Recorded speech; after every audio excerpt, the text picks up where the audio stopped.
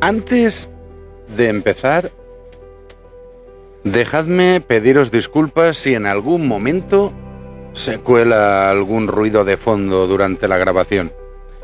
Son las 11 de la noche, llevo varios días durmiendo poco, mal y con las ventanas abiertas, con el peligro que eso conlleva en un camión, porque aquí dentro de la cabina rondan los 35 grados. Y es que hoy tocó conducir y ahora grabar sin aire acondicionado. Si en algún momento me notáis un poco empapadico de sudor, es literalmente porque lo estoy. Aún así, creo que la historia merece la pena. Así que, ahora sí. Hoy no voy a encender las luces alumbrando hacia ninguna carretera. Voy a detenerme aquí, en el arcén, donde hay un pequeño ancho, y vamos a dejar encendidas únicamente las luces interiores de la cabina del camión. Para el capítulo de hoy, que no sabía muy bien cómo arrancarlo, la verdad, empezaré diciendo que hay carreteras que parecen acumular accidentes y otras simplemente acumulan historias. Y luego están las carreteras de Sierra Morena, un lugar donde desde hace décadas camioneros, viajeros nocturnos, guardas forestales, guardias civiles y conductores han contado cosas que jamás esperaban encontrar en mitad del asfalto. No hablaremos de una chica de blanco. No. Eso lo dejaremos para otro día. Lo extraño que encierra Sierra Morena es que, adentrándose por estos bellos parajes, entre puntos distantes y entre testigos que no se conocen entre sí, encontramos patrones que sí coinciden, comparten el mismo tipo de historias, y en Sierra Morena las historias hablan, como decimos en Kilómetros y Misterios, de otra cosa. Cuando me puse a buscar, no encontré nada relevante. Así que me arremangué y me tuve que poner a rebuscar en lo más recóndito para este capítulo. Y resulta de que en Sierra Morena también se guardan historias de luces que acompañan vehículos durante kilómetros. Objetos que aparecen, mejor dicho, que parecen esperar junto a la carretera. También hay figuras inmóviles y personas que aparecen durante unos segundos para desaparecer sin dejar rastro alguno. Y si nunca habéis cruzado Sierra Morena de madrugada, cuesta explicar la sensación. Porque no son únicamente curvas, ni la oscuridad envolviéndolo todo. Es la impresión de ir dejando atrás el mundo poco a poco. Las luces de los pueblos desaparecen. Las gasolineras quedan cada vez más lejos unas de otras. La radio empieza a perder cobertura, incluida Radio María, que también deja de escucharse. Y eso sí que te pone los pelos de punta. Y llega un momento en el que solo existen dos cosas: los faros y el asfalto.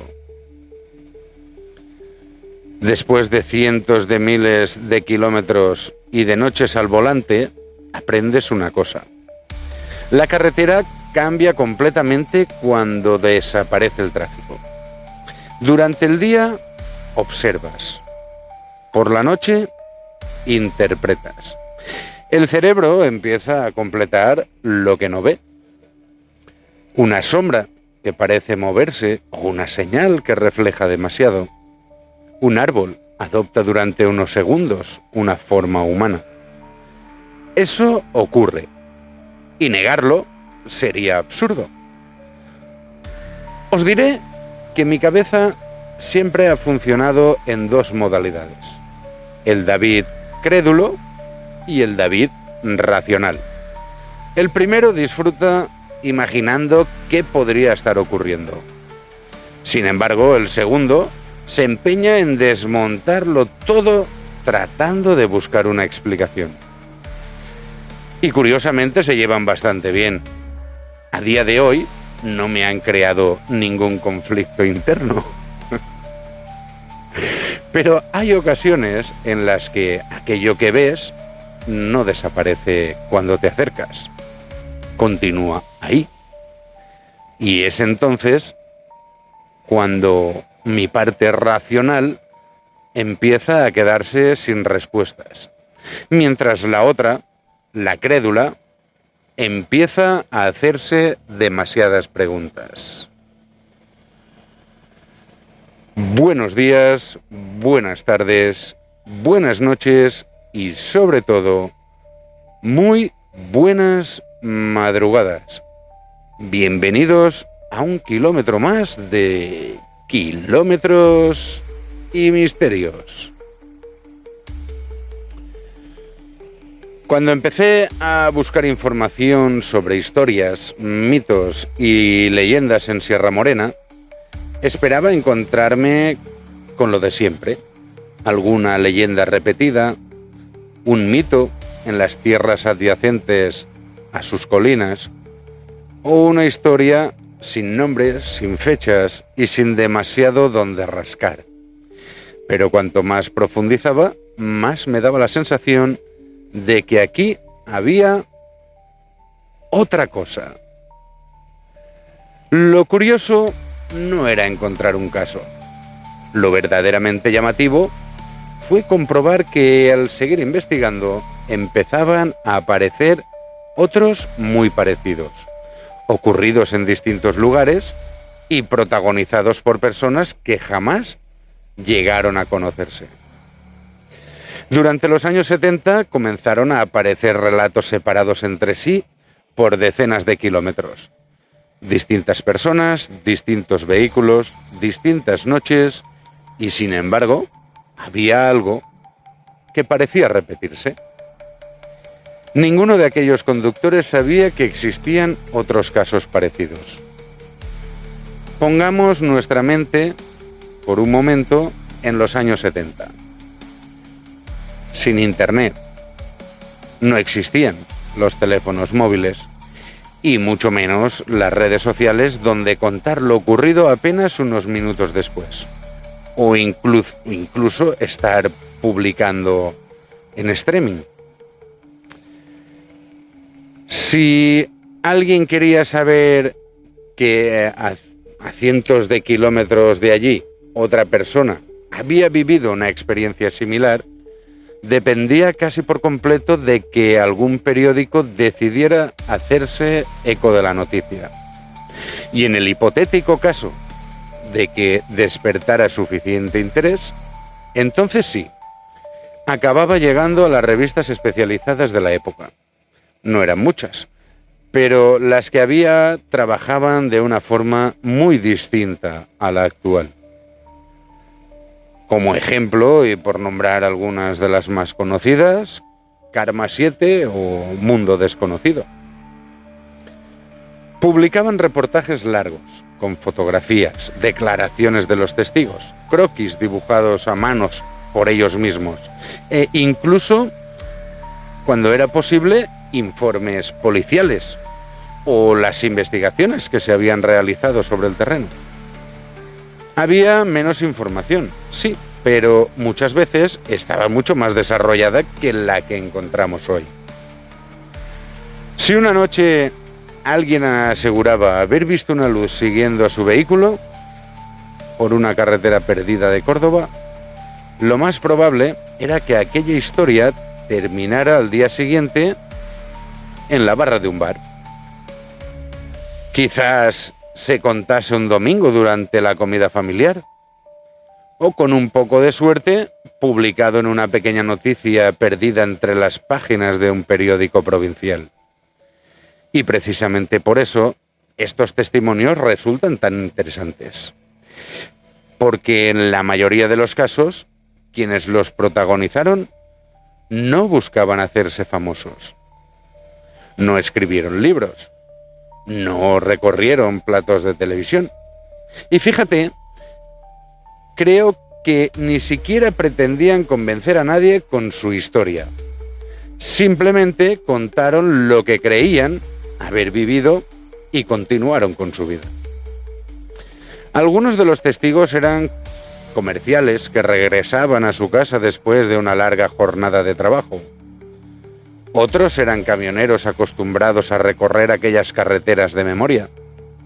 También encontramos matrimonios, guardas forestales o conductores comunes que una noche cualquiera únicamente intentaban llegar a su destino. Y sin buscarlo, sin pedirlo, se dieron de bruces con algo que muchos años después seguía sin encajarles del todo. Con el paso del tiempo, muchos de aquellos relatos fueron cayendo en el olvido. Algunos quedaron archivados en viejas revistas. Otros sobrevivieron gracias a investigadores que tuvieron la paciencia de recorrer pueblos, entrevistar a los testigos y guardar recortes de prensa que hoy resultan casi imposibles de localizar. Y claro, cuando alguien como yo empieza a tirar del hilo, ocurre una cosa. No sé si a vosotros también os pasa, pero yo empiezo buscando una historia y termino con un mapa de carreteras abierto encima de la mesa. ¿Por qué? Muy sencillo. Porque una cosa lleva a la otra. ¿Dónde ocurrió? ¿Qué carretera era? ¿Por dónde entraban? ¿Por dónde salían? Y así fue como acabé llegando hasta Pedroche. Pedroche, para que nos situemos todos un poquito, lo encontramos junto a la A435, una carretera que continúa el trazado que trae la CM 4210 desde la provincia de Ciudad Real. Si algún día os animáis a recorrerla, que sea sin prisas. Os dejo otro detalle que a mí particularmente me llama la atención por si queréis recorrerla con paciencia. Nace en un cruce con la CM 4202 y a escasos kilómetros de ese punto, de ese cruce, todavía se conservan las ruinas romanas de Sisapo. La A435 termina muriendo en la Nacional 502, una carretera que seguramente os sonará porque ya fue protagonista aquí, en Kilómetros y Misterios, cuando recorrimos la ruta del Mercurio y las minas de Almadén. Pero venga, va, a lo que voy, que no me decís nada y me desvío del trayecto con tanto cruce de carretera. Pues bien, fue precisamente en esa zona, durante una noche de mayo de 1974, cuando un matrimonio que regresaba por carretera vivió una experiencia que todavía hoy sigue planteando más preguntas que respuestas. Los que conducís de noche sabéis que hay un momento en el que el viaje entra en piloto automático. No es nada malo, es simplemente inevitable. Y no ocurre porque dejes de prestar atención a la carretera, sino porque todo empieza a repetirse. Curva, recta, otra curva, una señal, un árbol, un puente, un hito. Los faros iluminando unos metros por delante. El cerebro empieza a asumir que nada va a cambiar. aparece algo que rompe por completo esa rutina. Eso fue más o menos lo que les ocurrió aquella noche. Era una noche como tantas otras. No regresaban de investigar ningún fenómeno extraño, ni buscaban aventuras de ningún tipo. Simplemente hacían el camino de regreso a casa tras pasar el día fuera de visita. Ángel y Concepción circulaban por la carretera que une Pedroche con Torrecampo. El trayecto tiene unos 10 kilómetros. Convencidos de que el trayecto terminaría igual que había empezado, sin imaginar que apenas unos minutos después recordarían aquella carretera durante el resto de sus vidas. Y digo yo, ¿la recordarían o ya no la volverían a recorrer igual? Una carretera estrecha, sin iluminación, de esas en las que solo ves lo que te dejan ver los faros y a veces ni eso. Y lo que te voy a contar ahora no salió en periódicos nacionales, ni en revistas famosas, ni mucho menos en programas de televisión. Esto ocurrió aquí, ocurrió en nuestra tierra, y no allá en Wisconsin. Ocurrió en silencio y solo lo recuerdan quienes lo vivieron, quienes escucharon la historia en boca de los protagonistas. La noche acompañaba a ese silencio tan característico de las viejas carreteras. Pocos vehículos, algún que otro reflejo perdido a lo lejos y kilómetros de asfalto. Avanzan bajo los faros. Nada hacía pensar que estuvieran a punto de encontrarse con algo fuera de lo normal. Fue entonces cuando Ángel Gil Romero, conductor del vehículo, a su lado viajaba su esposa, Concepción Tirado Gómez, quien miraba el paisaje por la ventanilla. Era una noche cerrada, sin luna, sin viento, sin ningún estímulo que hiciera pensar que aquel viaje iba a torcerse. Hasta ese momento no había ocurrido absolutamente nada que pudiera llamar la atención. El coche respondía con normalidad. La noche transcurría tranquila y el paisaje seguía desfilando lentamente al otro lado del parabrisas. Hasta que a la derecha del vehículo apareció la luz. Una luz blanca, pequeña, suspendida sobre los árboles, como si alguien hubiera encendido un candil en mitad del campo. Pero evidentemente no era un candil. Tampoco era un coche a lo lejos, ni un tractor arando el campo. No era nada que ellos pudieran identificar o reconocer.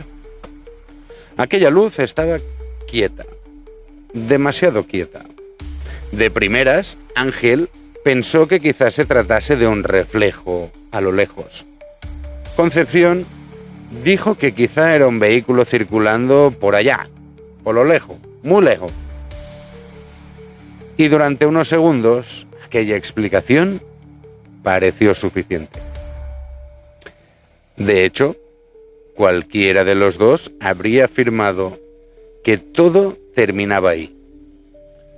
Una luz en la distancia y nada más. Cuando el coche de Ángel y Concepción siguió adelante, la curiosa luz también lo hizo. Y no estoy diciendo en absoluto que el coche se detuviera en algún momento para analizar la luz. No me refiero a eso.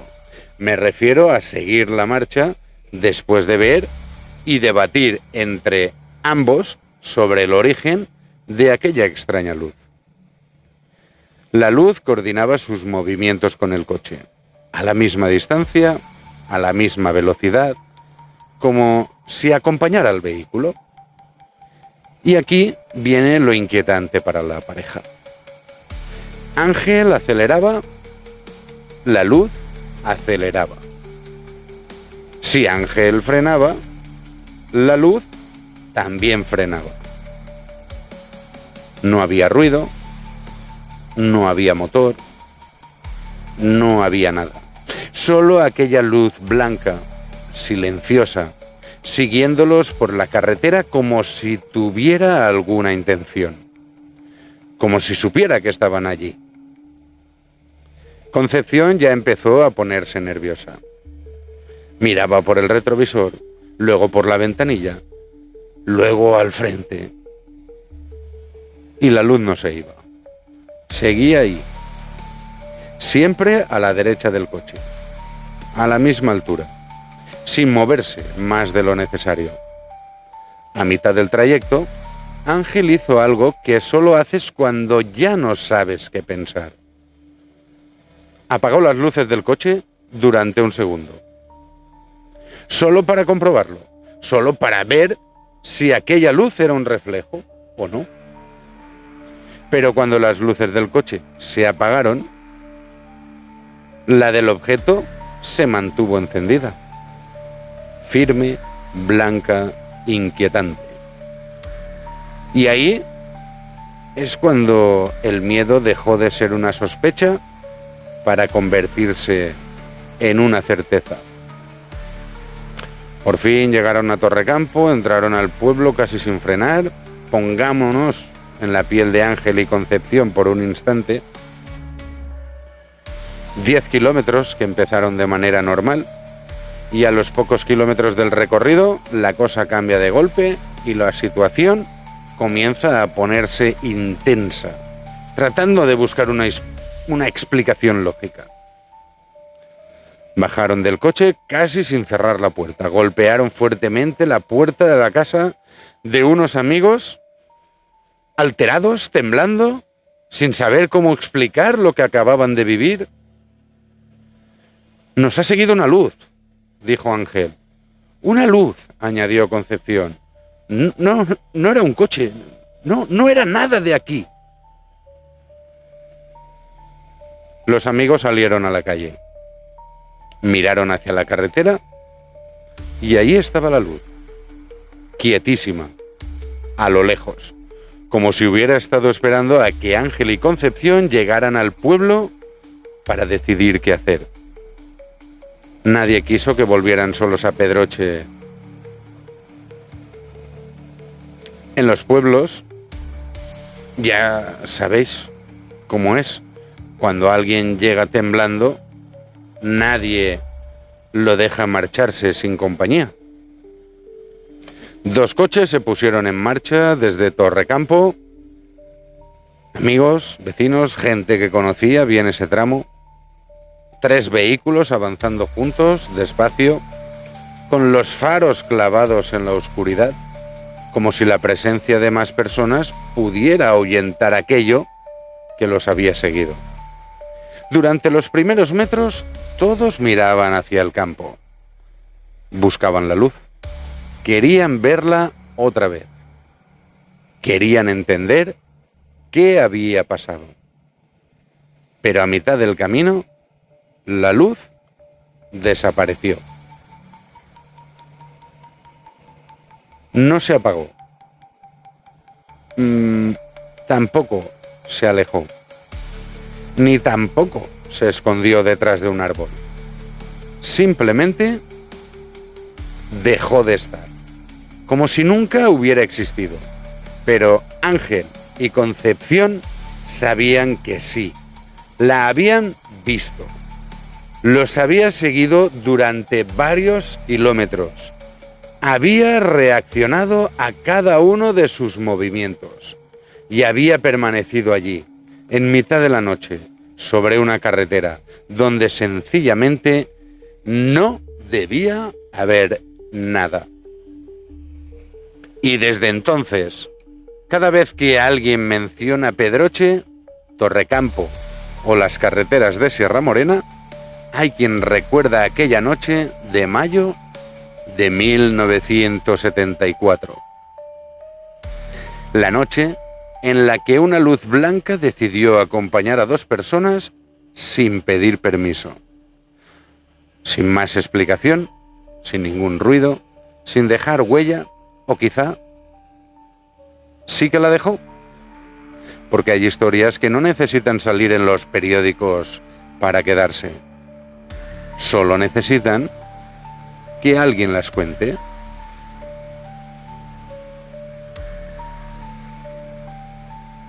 Y es que hay noches en las que parece que la carretera quiera guardar silencio.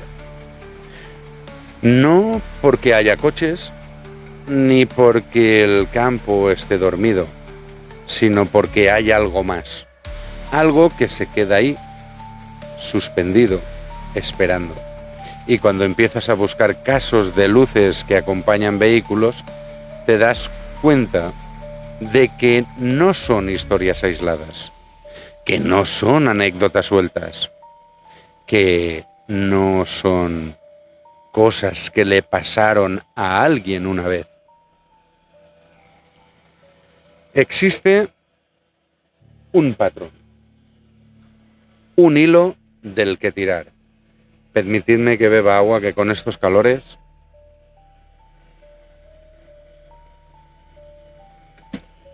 se seca todo muy rápido. Bueno, os decía que existe un patrón, un hilo del que tirar, y que ese hilo une lugares que sobre el mapa no tienen nada que ver, pero que en la noche, en la carretera, parecen estar conectados por algo que no sabemos explicar.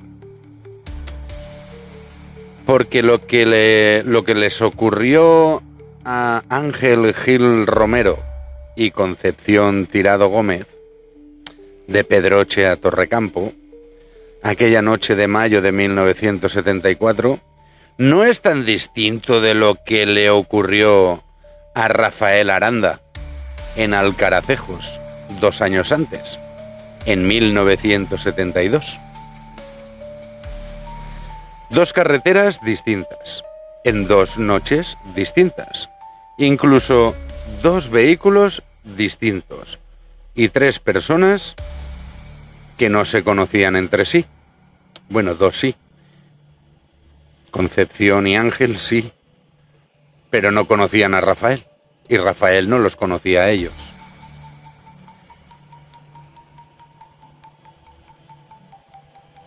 Pero la luz sí, y parece conocernos a nosotros. Y claro, cuando empiezas a juntar piezas, cuando pones un mapa sobre la mesa y marcas los puntos donde ocurrieron estas cosas, te das cuenta de algo que no esperabas. Os cuento lo que ocurrió también en Alcaracejos, porque la historia de Rafael Aranda merece también ser contada. Y es que a estas alturas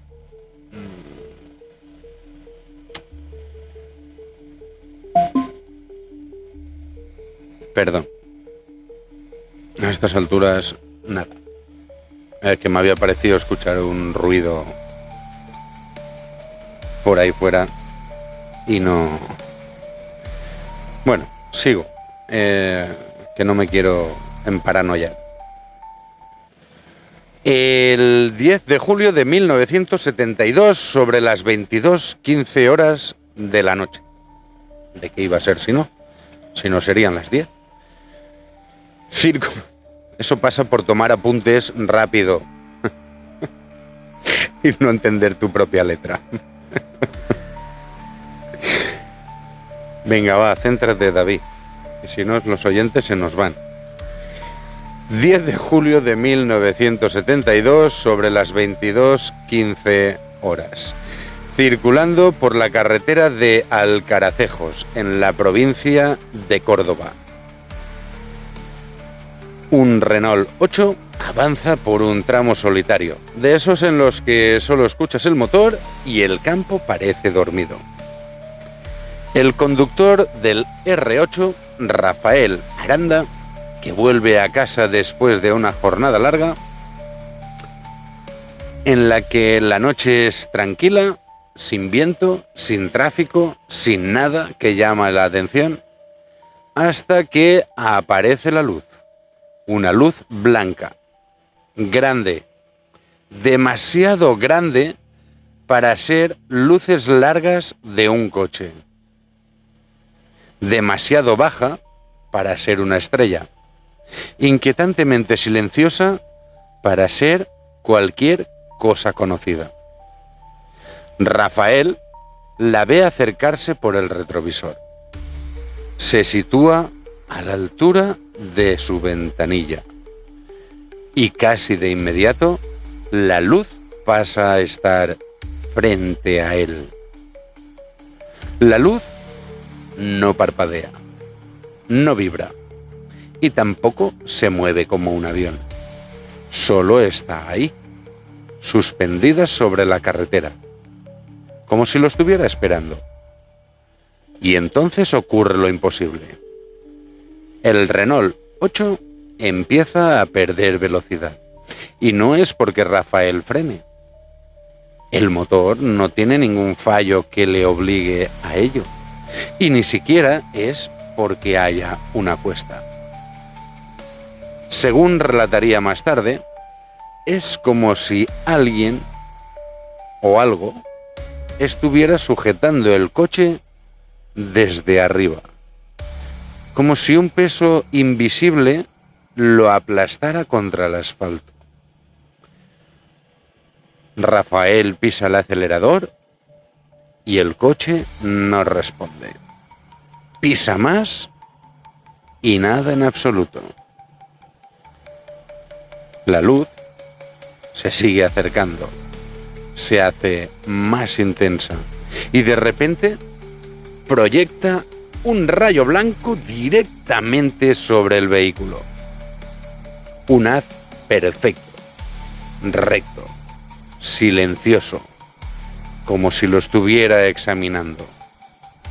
En ese momento, Rafael siente un calor extraño, un zumbido leve y una presión en el pecho que no sabe explicar. El coche sigue avanzando y perdiendo velocidad. 40, 30, 20, hasta que de igual manera que apareció, la luz desaparece. Sin moverse, sin alejarse, sin apagarse, simplemente deja de estar. El Renault 8 recupera la velocidad de golpe, como si le hubieran quitado un freno invisible. El motor vuelve a sonar normal. El aire vuelve a entrar por la ventanilla. La carretera vuelve a ser carretera. Rafael llega a casa sin saber qué ha visto, sin saber qué ha pasado, sin saber por qué su coche dejó de responder.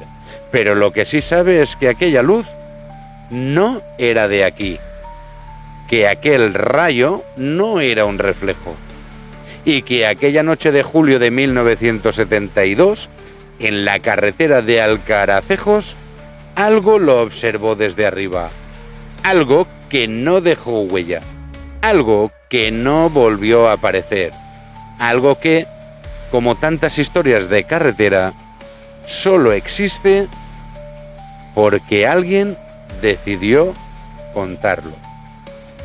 Y esta vez, quien decidió contarlo fue nuestro amigo Rafael.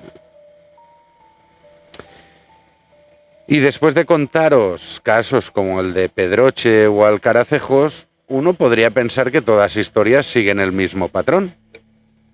Circulando por una carretera de noche, un coche, una luz que aparece donde no debería y un testigo que llega a casa sin saber qué ha visto. Pero, ¿y si os digo que no siempre es así? ¿Que también hay casos que rompen el molde? Casos que no ocurren en carretera ni en mitad de un viaje, ni siguiendo a un vehículo, pero que son casos que aún así tienen algo en común con todo lo anterior. Una luz que aparece donde no debería y una historia que con los años se complica más de lo que se aclara. Uno de esos casos ocurrió en Cerro Muriano, en la provincia de Córdoba también. Una historia que, a diferencia de las anteriores, no destaca por lo que se vio, sino por lo que se dijo después. Cerro Muriano no es solo un avistamiento. Es un ejemplo perfecto de cómo se construye un expediente OVNI y de cómo puede degradarse con el tiempo. Mira, vamos a hacer una cosa. Mientras seguimos avanzando y tirando kilómetros, ahora que el motor ruge suave y el café aún está caliente, déjame contarte una historia que no ocurre en carretera, pero que por cómo se construyó y por cómo se deshizo, merece estar aquí con nosotros, en la cabina de nuestro camión. Porque, como decía antes, no todas las luces extrañas aparecen en mitad de un viaje. No todas siguen coches, ni todas se comportan como si tuvieran alguna intención. Algunas aparecen en lugares donde, en teoría, no debería de pasar nada. Y aún así, dejan una huella que dura décadas. Esto es lo que ocurrió en Cerro Muriano. Y te lo cuento así, despacio, porque es una de esas historias que no se disfrutan corriendo. Se disfrutan como estamos ahora tú y yo. Carretera por delante, café en mano y la noche pegada a los cristales. Cerro Muriano en sí no es un caso fuerte, es un caso importante. En 1966, varios soldados y vecinos dijeron ver una luz sobre el camino que llevaba al campo de tiro. Un camino de tierra, silencioso, sin nada alrededor. Pero antes déjame contarte cómo era aquella luz. No era como la luz de Rafael. No seguía a nadie. Y al parecer no buscaba compañía. Aquella luz parecía estar haciendo otra cosa. Incomodaba. Como cuando alguien te observa desde una esquina sin decir palabra. Porque no se estaba comportando como nada que conozcamos. Imagínate la escena. Un camino de tierra, un grupo de militares, el sol ya ha caído y de repente una luz suspendida sobre el horizonte, quieta, como si estuviera observando. Y mientras ellos intentaban entender qué estaban viendo, uno de los presentes, José Luis González, levantó la cámara y tomó varias imágenes. Fotos que durante años circularon como prueba de que algo había estado allí. Y durante un tiempo Cerro Muriano fue casi un caso de manual. Múltiples testigos, presencia militar, material fotográfico. Pero mira, cuando los investigadores volvieron décadas después, algo no encajaba. Las fotos tenían problemas. Sombras que no coincidían, escalas imposibles, anomalías ópticas que podían ser doble exposición o un simple reflejo. Los testimonios habían cambiado. Detalles que antes eran firmes, ahora eran borrosos. Lo que antes parecía sólido, ahora parecía contaminado. Y ahí es donde Cerro Muriano se vuelve realmente interesante. No por lo que se vio, sino por lo que enseña. Porque este caso es un ejemplo perfecto de cómo se construye un expediente OVNI y de cómo puede degradarse con el tiempo. Es la historia de una luz que quizás estuvo allí o quizá no. De unas fotos que quizá captaron algo o quizás captaron un error. De unos testigos que quizás vieron lo que recordaban o quizás recordaban lo que querían ver. Y mientras te lo cuento, mientras seguimos avanzando por esta carretera que parece no tener fin, me doy cuenta de que Cerro Muriano no es un caso para creer o no creer. Es un caso para pensar, para preguntarnos cómo se investiga, cómo se documenta, cómo se interpreta y cómo, con los años, una historia puede crecer, torcerse, contaminarse o incluso deshacerse. Cerro Muriano no es un fraude y tampoco es un caso que podamos definir como sólido. Es un recordatorio de que en el mundo del misterio no todo lo que brilla es un objeto extraño. A veces lo que brilla es la historia que construimos alrededor. Y por eso, precisamente por eso, merece que te lo cuente aquí, sentados en esta cabina, mientras la noche nos acompaña y el café se enfría poco a poco. A ver, voy a pegar otro buchito de agua. Permitidme, porque o me deshidrato hoy o a mañana no llego.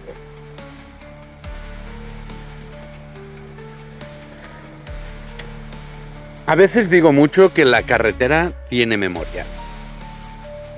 Cuando llevas un rato hablando de luces que siguen coches, de objetos que frenan motores, de casos que se construyen y se degradan con el tiempo, hay un momento en el que el oyente empieza a entender que no todas las historias vienen de archivos, ni de hemerotecas, ni de informes militares. Algunas vienen de aquí, de la carretera, de la gente que la recorre, de los bares de las áreas de servicio, donde se cuentan cosas que no salen en los periódicos. Y déjame contarte una de esas piezas que solo existen en la carretera. No están en archivos, ni se encuentran en hemerotecas, y mucho menos en informes. Solo están aquí, en este mundo del asfalto, motores y noches largas. Porque después de hablar de Pedroche, de Alcaracejos y de ese caso raro de Cerro Muriano, que se desmonta solo, existen historias que no encajan en ninguna categoría. Historias que no son sólidas, ni débiles, ni documentadas, ni fraudulentas. Son historias de camioneros, de carretera, de esas que se cuentan en un bar, con el café rápido, los nervios del testigo, el camión aparcado fuera, respirando como un animal cansado. Y por lo visto, esto ocurrió en 1966, en Despeñaperros. Antes de continuar, dejad que os sitúe un poco. Si nunca conocisteis Despeñaperros, antes de la actual autovía, seguramente estaréis imaginando los 3 carriles por sentido, los túneles y un recorrido relativamente cómodo. Olvidaos de todo eso. Olvidaros, borrarlo de vuestra mente. Estamos en 1966. Cruzar Despeñaperros significaba enfrentarse a un puerto de montaña que imponía respeto, especialmente cuando caía la noche. Y retomando la historia, un camionero, al que llamaremos Paco, porque no tenemos su nombre, solo la historia que dejó en aquel viejo mesón cuando pudo parar a tomarse un café y relajarse un poco. Paco volvía de Madrid hacia Cádiz, en una de esas noches cerradas por la niebla, con el motor caliente, pero con un silencio raro a su alrededor, de los que solo aparece cuando te encuentras cruzando el puerto y las paredes de roca te rodean como si quisieran decirte algo. El camionero, al pasar un puente, vio unas luces sobre la piedra. Según decía Paco, no las identificaba con posibles vehículos que viniesen de frente. Tampoco podía identificarlas como unas luces que señalizan una obra. No eran nada que pudiera reconocer. Siguió adelante, pensando que quizá podría haber sido algún reflejo, pero unos metros después, el camión empezó a vibrar. Una rueda estaba fallando. Y aquí es donde la carretera se vuelve otra cosa. Paco bajó del vehículo. La noche era tan profunda que parecía que el sonido del motor se quedaba atrapado entre las paredes del desfiladero. Y según cuentan que contaba, encontró dos figuras junto a la rueda. Nunca dijo que fueran extraterrestres. No los describiría diciendo que fueran altos, ni bajos, ni luminosos, ni raros. Solo dijo que eran figuras que estaban ahí, junto al camión. Parecían estar ayudando. En ningún momento le hablaron, ni le hicieron gestos extraños. Tampoco se movían de forma imposible. Pero cuando quiso reaccionar, cuando quiso decir algo, cuando quiso entender qué estaba viendo, las figuras desaparecieron. Y las luces también. Y la rueda estaba perfectamente colocada. Paco, nuestro amigo camionero, llegó a Cádiz sin saber qué había pasado. Contó la historia en un bar de carretera. Otro la contó en otro bar. Y así nació el relato que hoy llaman los alienígenas que cambiaron una rueda en Despeñaperros. ¿Conocías esta historia? No, ¿verdad? Porque no está recogida en prensa. Tampoco la podemos encontrar en archivos, ni se encuentra en documentos. Pero está en la carretera, en la memoria de quienes la han cruzado durante décadas. En esas historias que no sabes si creer, pero que cuando las escuchas de noche, con el motor vibrando y el café enfriándose, te hacen mirar por el retrovisor. Porque hay relatos que no necesitan pruebas. Solo necesitan que alguien los cuente. Y este fue uno de ellos. Después de recorrer Sierra Morena, una cosa queda bastante clara. Historias hay. Y no una, ni dos. Son muchas. Seguramente algunas estarán exageradas y otras habrán cambiado con el paso de los años. Otras seguramente encontrarán una explicación bastante más sencilla de lo que imaginamos. De eso estoy convencido.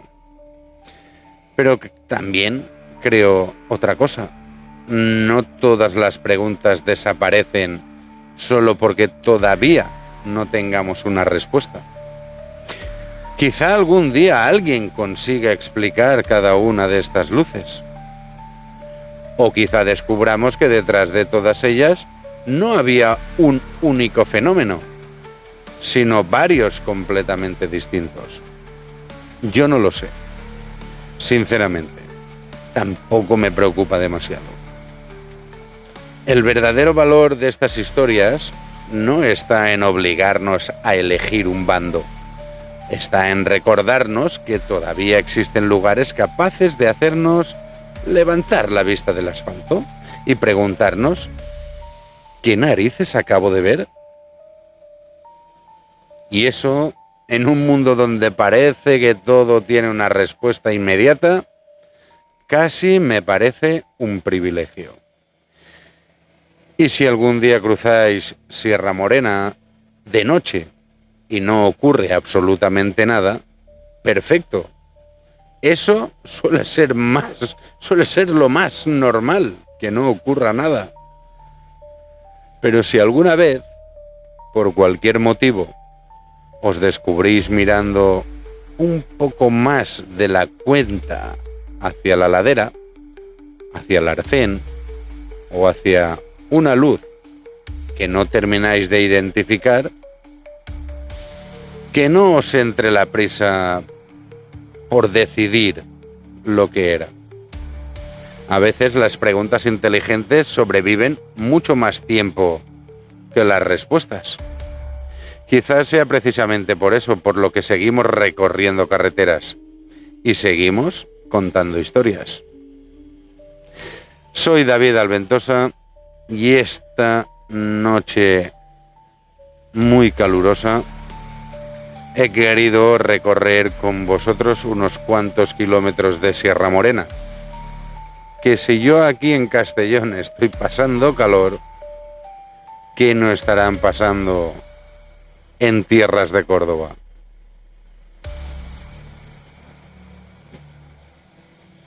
Y estos kilómetros de Sierra Morena, que si recorrerlo por la noche es mágico, por el día lo es mucho más. Y bueno, ya que estamos saliendo de Sierra Morena, mira, fijaos si Sierra Morena es especial, que ni siquiera el agua se pone de acuerdo sobre por dónde debe marcharse. ¿Sabíais que dependiendo de en qué lado de la sierra caiga una gota de lluvia, acabará viajando por la cuenca del Guadiana o por la cuenca del Guadalquivir? Dos caminos completamente distintos, que al final terminarán encontrándose en el mismo lugar, el Océano Atlántico. Ya sabéis, si os ha gustado el capítulo, un corazoncito, un comentario o compartir ayuda mucho más de lo que crees a llegar 1 kilómetro más cerca de otra gente. Muchas gracias por acompañarme 1 kilómetro más de Kilómetros y Misterio. Madre mía, pero cómo puede hacer este calor. Joder, si estoy corriendo. Historia palpitante, ovni sobre el arcén, alumbrando el horizonte, y castillos con fantasma vigilando desde el monte. Y que en la curva la perdida se aparece la dama blanca. Cruza lento entre la niebla, la radio falla y algo arranca. Por los valles un aullido vibra fuerte entre los pinos. Es el lobizón que acecha a mitad de los caminos. Kilómetros y misterios, viajando sin miedo. Cada curva trae un relato, cada sombra un secreto.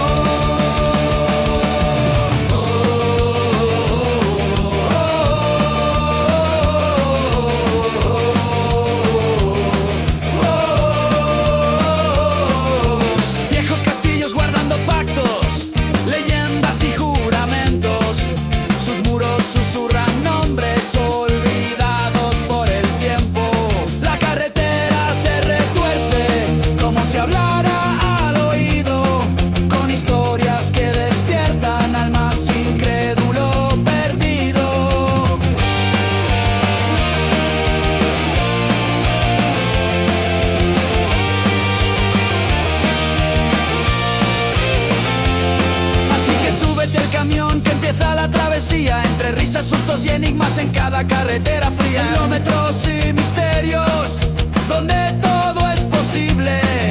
Si tienes valor, acompáñanos en este viaje increíble.